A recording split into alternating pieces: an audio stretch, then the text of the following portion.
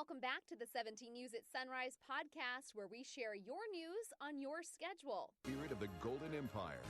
This is 17 News at Sunrise.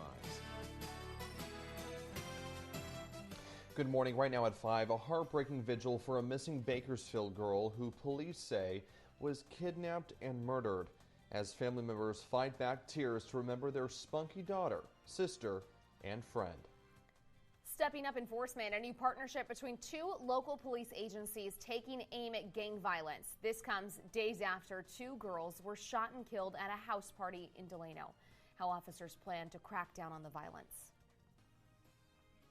President Trump holding an event today on safely reopening America's schools after tweeting they must open in the fall as districts wrestle with how to do it safely. Today is Tuesday, June 7th, 2020.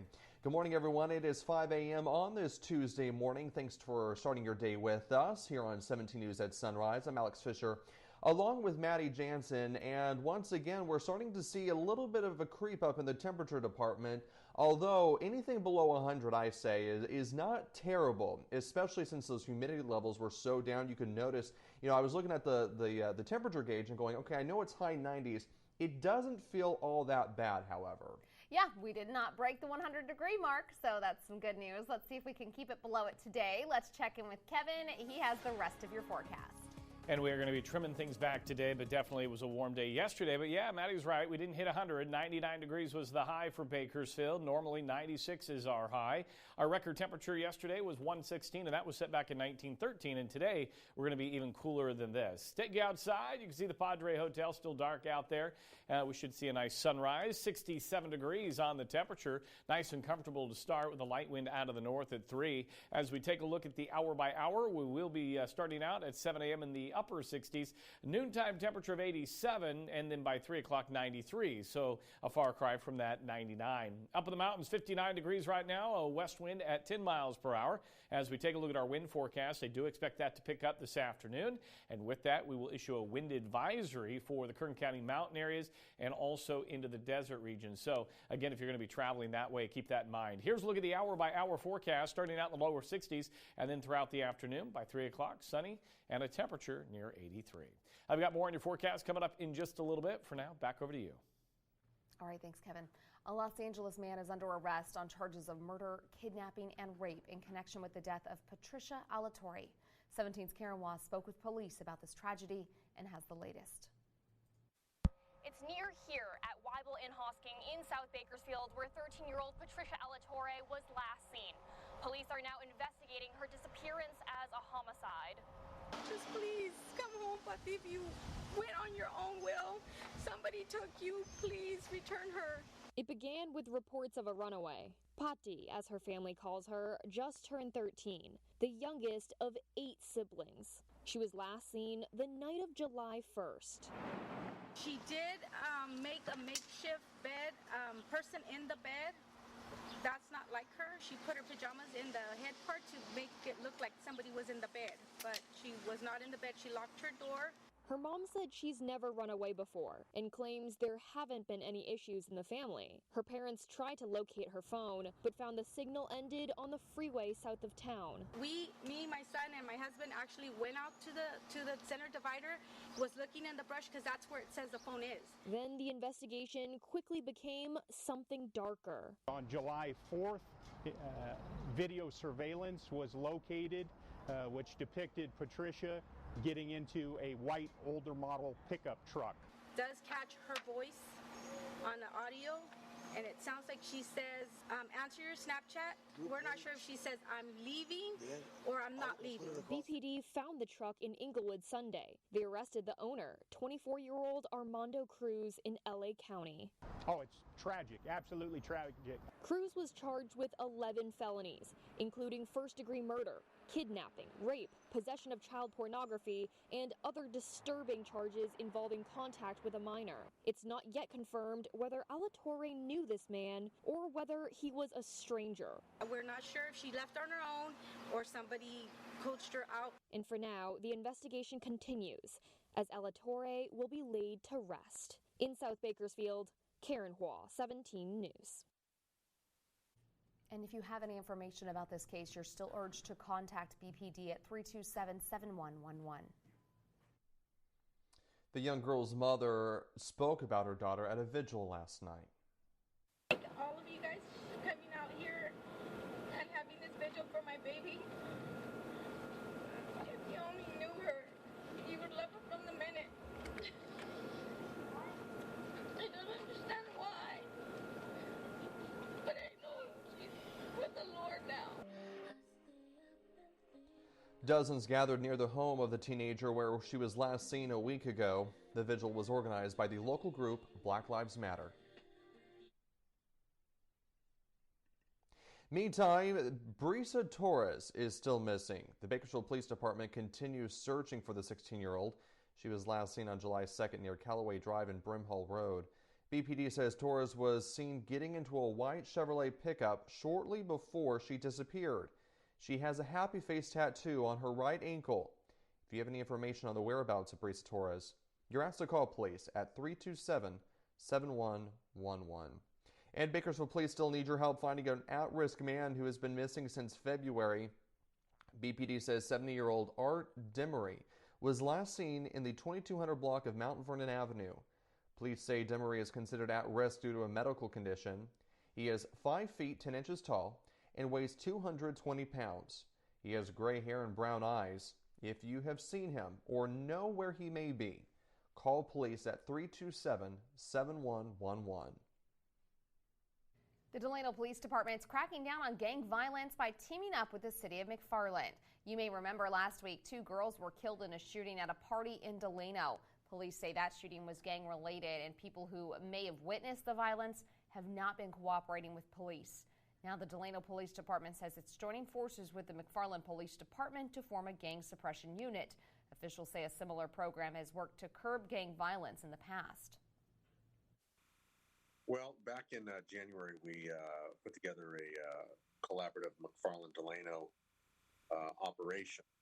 That was shorter in term, and it had the desired results. It was relatively peaceful through the spring months, and then in June we saw an uptick in violence, most notably the double murder from Thursday night.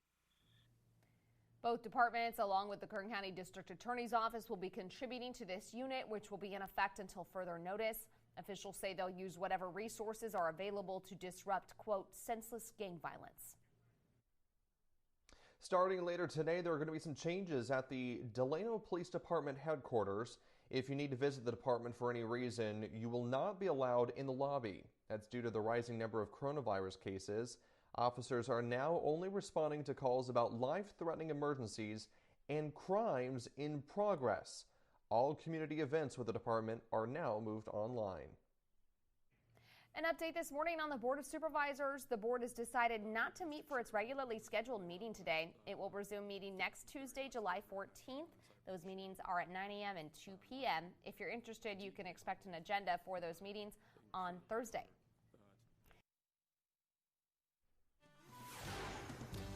Welcome back. Our local hospitals continue to fill as cases of coronavirus spike here in Kern County. Public Health reported 124 new cases of coronavirus yesterday. That pushes the number of positive tests to more than 5,300. 82 people have died from the virus here in Kern since early March. More than 1,400 people are currently infected, with most recovering at home. 123 people are in the hospital. That's up 24 from just 2 weeks ago. State records show 64 people are in the ICU.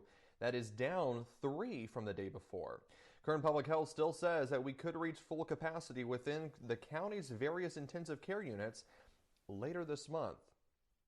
Public health officials touched on these latest numbers, but also focused on enforcement. The county has long maintained it will not actively enforce the state's mask mandate. Instead, it will educate and reinforce the guidelines. Kern Public Health Director Matt Constantine expressed optimism for the county's strategy. I think the approach that we're taking, holding regular press conferences, getting out PSAs, posting information online, sending information to our businesses is an appropriate level of response. And I think the state will be satisfied with our approach. Our community is doing a good job. We need to continue down that path. It's not just masks, but it's hand washing, distancing, staying away from others if you're sick, etc. The Newsom administration says the state has an official strike team to enforce the mandate, but Constantine said he has not been informed on whether the strike force is or plans to be here in Kern County.